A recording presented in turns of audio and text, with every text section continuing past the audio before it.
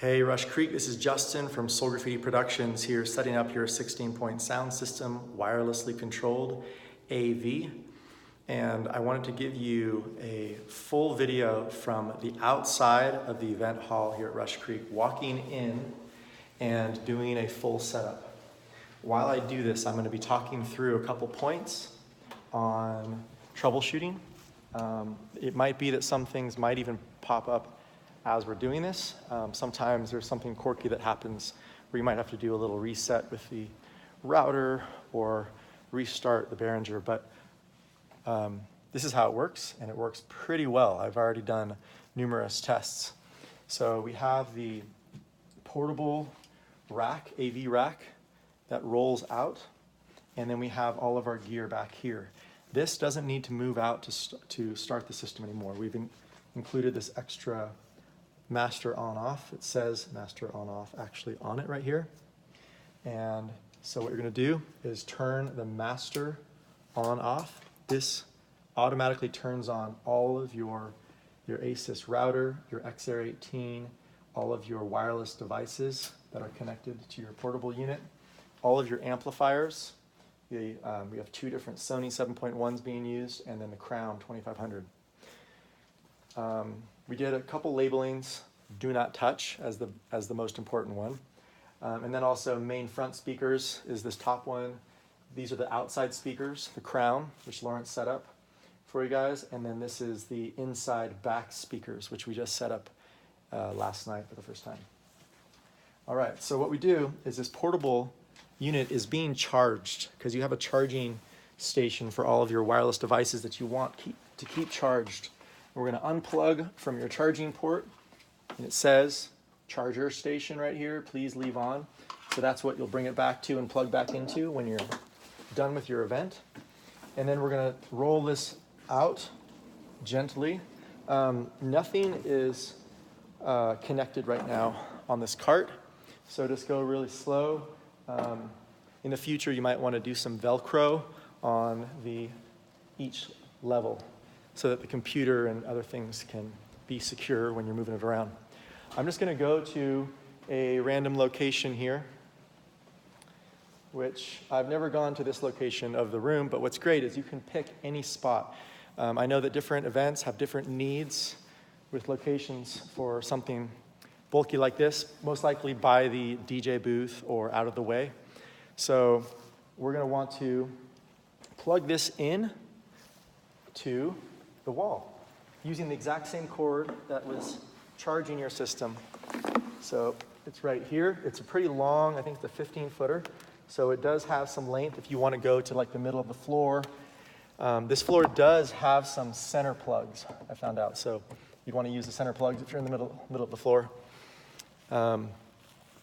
What's great about being on the side is that your projector screen cord, your HDMI, won't have to go out, which that's the only thing that's not wireless right now with this setup, is the HDMI still needs to be plugged in to the source, which right now we're using this computer as the source, or whatever computer that your client has.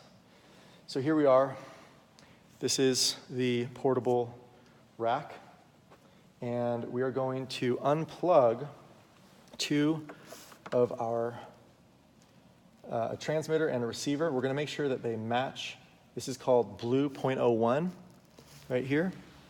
So I'm taking blue 0.01 and I want the black version. Oh, that's the green one, so I'm going to make sure that this one, blue 0.01, the black one matches it. And the reason for this is that these have 4 different colors settings, and you want to make sure that the color settings are set properly. I'm going to show you how to do that right now. So the receiver is going to go on the XR18, the white one, and this black transmitter is going to come out of your main out on this board right here, and I'm going to plug it into the left main out, and I'm going to turn on the transmitter, and it lights up blue. So I turned it on by holding my finger down. If you press it again, it changes colors. So these are all the different settings, mutes, and also different radio frequency channels it can send through. we want to stay on blue for the one titled blue. And then we also want to make sure that our receiver is also turned to blue. So I turned it on and it's already on blue mode. And I'm going to go plug this in now inside the closet, which this is the off limits area, authorized personnel only. So going in, now I'm going to find channel 17. It's at the kind of the top of the unit that's sitting sideways here. It's right here. I'm going to plug it into the 1/4 inch input called left mono 17, line in 17. It's the second from the top, and that's already set to receive our signal. Okay, just a quick check on all your system. You want to make sure that this is always in SAT CATV. SAT CATV down here.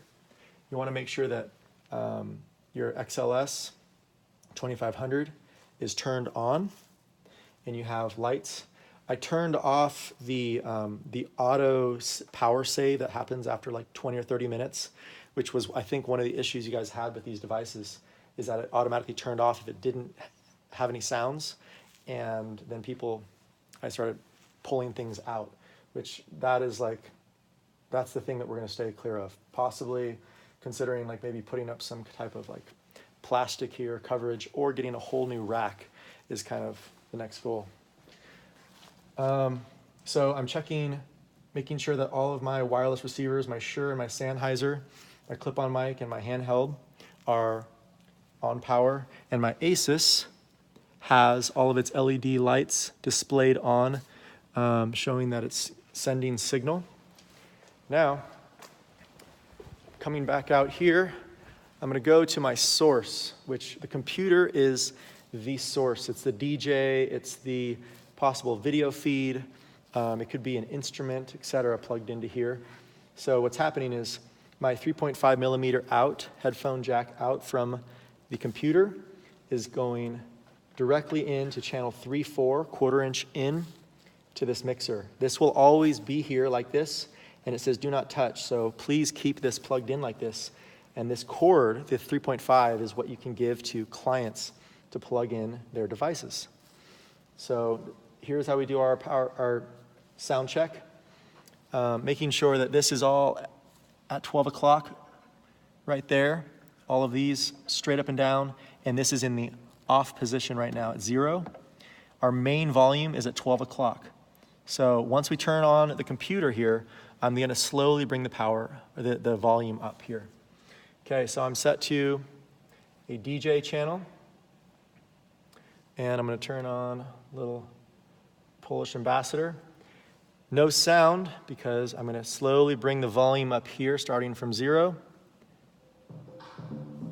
And there's our sound. All right.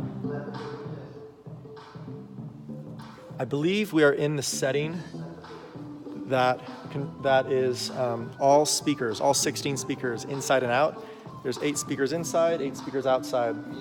But just to double confirm, I'm going to take the iPad here.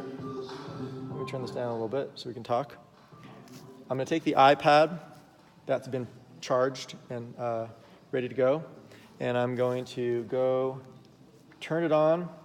It looks like it lost connection to the last time it was used with the XR 18. So what I'm going to do is just cancel this out. It's an easy reset. Double tap your home, and then you swipe that up, and that cleared it.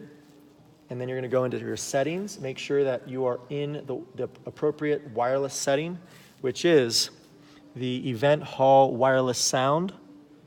Okay, so Event Hall Wireless Sound. It asks me here, the network cable is unplugged. It's saying that there's not internet. We don't need internet. We just need the router. So I'm going to cancel out. And we're kind of tricking it to run without internet. We're just using the router for a local source to run our sound system. Clicking back into Event Hall Wireless, the same thing pops up. The network cable is unplugged. Now, this time I press cancel, it gives me the option to use without internet right there. Okay? So to use without internet, I'm going to click that. And now we are on the event hall wireless sound, which is the Asus router that is in the closet. It's a very powerful router. It could probably run the MIDI lights that you guys want to set up in the future as well. So now I'm going back to the main screen here by pressing home. Now going into the X-Air here.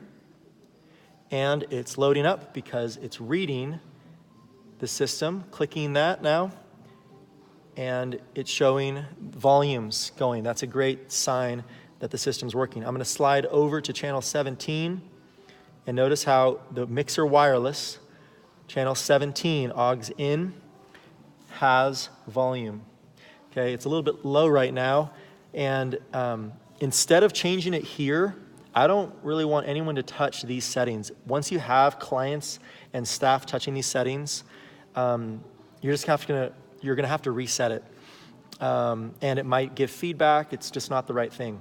These are set to a good volume so that you can have control with your analog, volume right here, okay? So that's where your volume change is gonna primarily come from. So, like I said before, we want to make sure that the outside speakers are on and working. So, I'm gonna go in to the wireless mode of walking with this iPad out into this dark night. And it looks like the outside speakers are currently not on, and that's because the last time we used this, we used the snapshot of just the inside speakers working for a video showing. So I'm gonna show you guys just a basic way of going to the right snapshot to turn on the outside speakers, okay? So the snapshot is up here on the top of the screen, and we're just gonna click on snapshots, and Rush Creek Lodge SG all on. I'm gonna click on that and load it. All right, so a couple things, there it is. So I'm gonna resave that new setting to make sure that this is in the unmuted position, but as you notice, bus 3 and 4 is turned on now, and these are the outside speakers right here. Bus 3 and bus 4. And these are already set for you guys. So you guys will never be pressing the save button like I'm doing right now.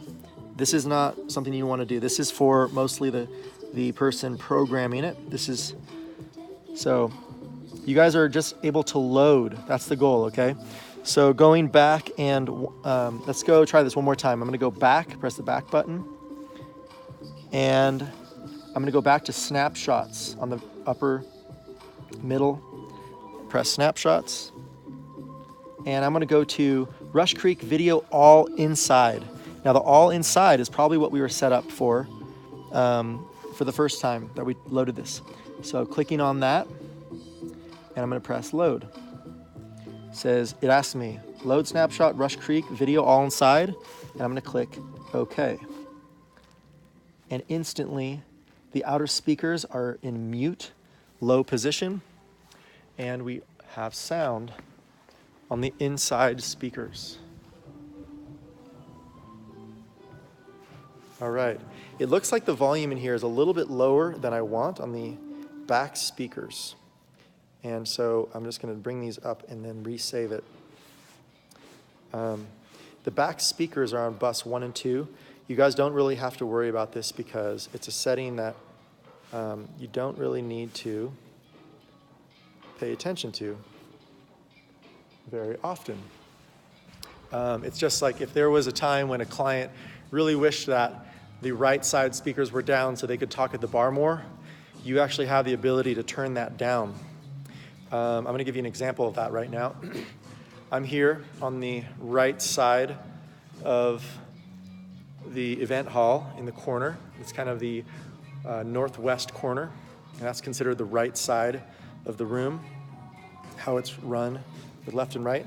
And the right side, I believe, is bus number 2. And I'm gonna just mute that for a second. Why don't I show you on the iPad as well? So, like I said, this is something that I don't suggest anyone does. But if you wanted to do this for a special client that had a request, bus 1, bus 2, and I just muted it, and it's correct. It just took out the speakers around me. So if I want this bus down, I can do that right there, okay?